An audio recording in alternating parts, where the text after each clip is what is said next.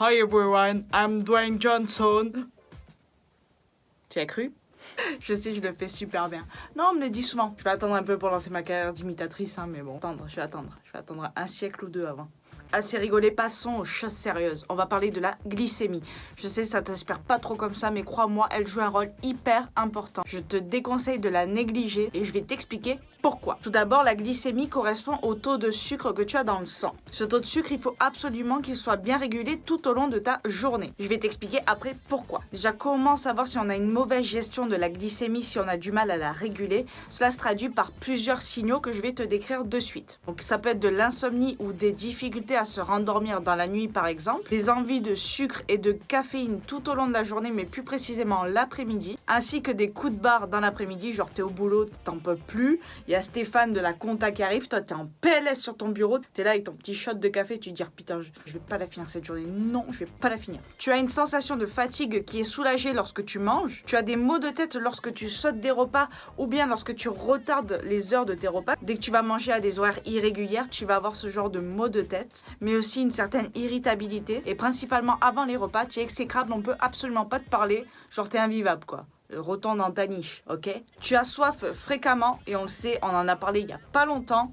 Il n'est pas nécessaire de boire des litres et des litres d'eau par jour. Tout ça, ce sont des signes qui montrent qu'il y a une gestion difficile de la glycémie et donc une moins bonne régulation de ton taux de sucre dans le sang. Normalement, la glycémie est contrôlée par le foie et le pancréas. Mais quand ces organes se trouvent surchargés, notre taux de sucre dans le sang devient beaucoup trop faible et on fait ce que l'on appelle une hypoglycémie. Cela sollicite les glandes surrénales dont je t'ai déjà parlé dans une vidéo. Ces glandes surrénales qui vont libérer des hormones de stress, qui vont indiquer au foie qu'il faut qu'il décompose nos sources de protéines et de graisses par exemple pour nous fournir de l'énergie. Cela provoque énormément de stress physique et beaucoup d'inflammation. Pourquoi ceci est important? Voici 3 raisons d'avoir une bonne gestion de la glycémie. D'abord, une bonne gestion de la glycémie va faire que tu vas produire des hormones de santé. Or, sans cet équilibre de sucre dans le sang, la production d'hormones de santé ne se produira pas. En plus de cela, cet non-équilibre va stimuler la libération des hormones de stress qui, elles, bloquent la production d'hormones sexuelles. Parce que la reproduction n'est plus une priorité actuelle pour le corps, celui-ci voit qu'on manque de sucre,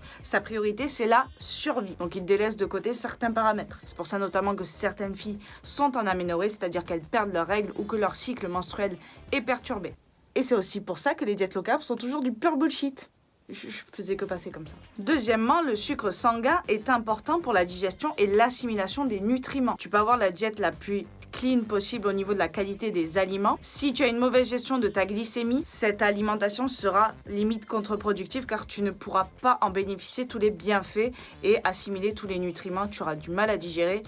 Faudra pas être dans le coin, tu vois ce que je veux dire, hein, bon. Comme le système de reproduction, là c'est le système digestif qui va être désactivé. Le corps se focalise sur la survie. C'est simple, il a l'impression qu'il va crever, clairement. Donc il t'aide à survivre. C'est super bien fait, tu ne t'en rends pas spécialement compte sur le moment, mais plus tard il y a des signaux malheureusement tels que le développement de certaines maladies ou d'autres pathologies qui feront que ça sera trop tard. Et en numéro 3, tu ne pourras pas avoir de métabolisme sain sans une bonne gestion de la glycémie. Et on le sait, un métabolisme sain est avant tout une priorité. Le corps ne peut pas produire assez d'hormones thyroïdiennes si tu n'as pas un métabolisme sain et si tu n'as pas une bonne gestion de la glycémie. Donc voilà pourquoi la glycémie a un rôle extrêmement important, que tu ne dois pas la sous-estimer, que tu dois lui accorder énormément d'importance. Dans la prochaine vidéo, je te donnerai 5 conseils pour bien gérer ta glycémie, pour avoir une bonne régulation de celle-ci, pour être en bonne santé. 5 conseils simples et pratiques à mettre en place. Ça rejoint beaucoup de choses que je dis déjà sur cette chaîne, mais c'est bon de le savoir et c'est bon de le mettre en place. J'espère que cette vidéo t'aura aidé, qu'elle t'aura appris quelque chose. En tout cas, n'hésite pas à me le dire dans les commentaires. Moi, je te dis à bientôt dans une nouvelle vidéo et je t'envoie plein de good vibes. Ciao.